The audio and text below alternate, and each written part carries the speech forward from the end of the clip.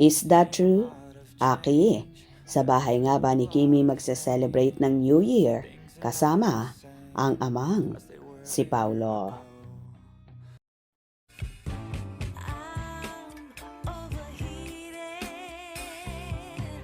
Can hardly sleep at night, doing crazy dreaming. You're the reason why. Hiding by the baby. Putok na putok nga ang mga kumakalat na balita na magse-celebrate daw si Aki ng New Year sa bahay ni Kim Chiu kasama ang amang si Paulo Abilino.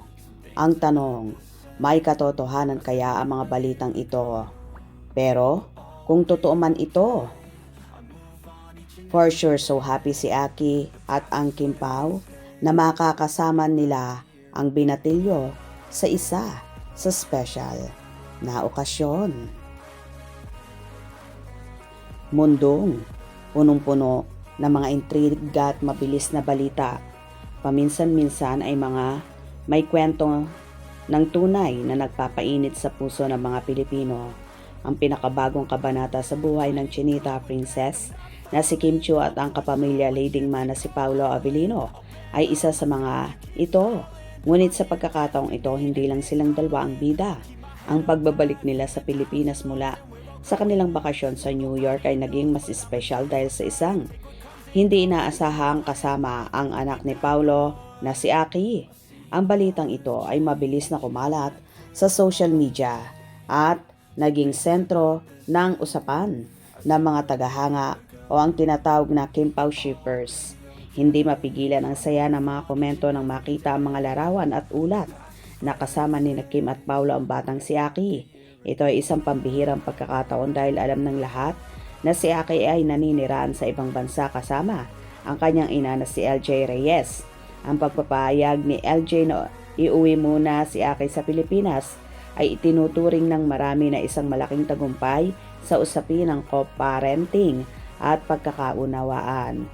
Ayon sa mga nakuhang impormasyon, ang dahilan ng pag-uwi ni Aki ay ang kanyang bakasyon sa paaralan dahil walang pasok. Minabuti ni na Paulo at LJ na hayaan ang bata na makasama ang kanyang ama sa Pilipinas para sa pagdiriwang ng bagong taon. Maraming netizen ang humanga kay LJ Reyes dahil sa kanyang pagiging bukas at pagbibigay ng pagkakataon kay Paulo na magkaroon ng kalidad na oras kasama ang anak. Ito ay nagpapatunay na sa kabila ng kanilang nakaraan, ang kapakanan ni Aki ang nananatiling prioridad. Ngunit ang mas nagbibigay ng kulay sa kwentong ito ay ang presensya ni Kim Chiu. Sa mga nakaraang buwan, ang tambahan ng Kim Pao ay hindi lamang naging patok sa telebisyon kundi maging sa tunay na buhay. Ang makitang kasama ni Kim, si Aki, sa biyaheng ito ay tila isang kumpirmasyon ng lalim ng kanilang relasyon. Maraming nagtatanong, handa na nga ba si Kim sa papel ng pagiging isang stepmother figure? Base sa mga obserbasyon ng mga tagahanga, sanay na si Kim sa mga bata dahil siya ang nag-aalaga sa kanyang 4 na mga pamangkin. Ang kanyang pagiging mahilig sa mga bata at ang kanyang masayahing disposisyon ay tiyak na magiging tulay para sa isang magandang bonding nila ni Aki. Isa sa mga pinakaabangang sandali sa pag-uwing ito ay ang pagpapakilala kay Aki sa pamilya ni Kim Chiu. Sinasabing ito ang unang pagkakataon na makikilala ni Aki ang pamilya ni Kim, kabilang na ang kanyang lolo William, mga kapatid at mga pamangkin. Para sa mga taga-subaybay ni Kim, ito ay isang napaka-emosyonal na hakbang. Ang pagtanggap ng pamilya ni Kim kay Aki ay simbolo ng pagtanggap nila sa buong pagkatao ni Paulo, kabilang kanyang nakaraan at ang kanyang anak. Bukod sa mga formal na pagpapakilala, inaasahan din na magkakaroon ng mga simpleng bonding moments ang tatlo.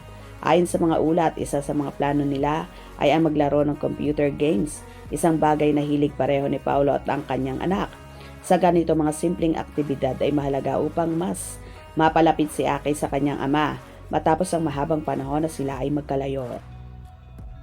Sa kabilang banda, ang reaksyon ng mga fans ay punong-puno ng pag-asa. Marami nagsasabi na ito na ang best New Year gift para sa Kim Pao community. Ang makitang maayos ang lahat mula sa pag-approve ni LJ Reyes hanggang sa masayang pagsasama ni Kim, Paulo at Aki. ay nagbibigay ng inspirasyon. Ang pag-ibig at pagpapatawad ay tunay nagbubukas ng mga bagong pinto. Ang kwentong ito ay hindi lamang tungkol sa sikat na mga personalidad.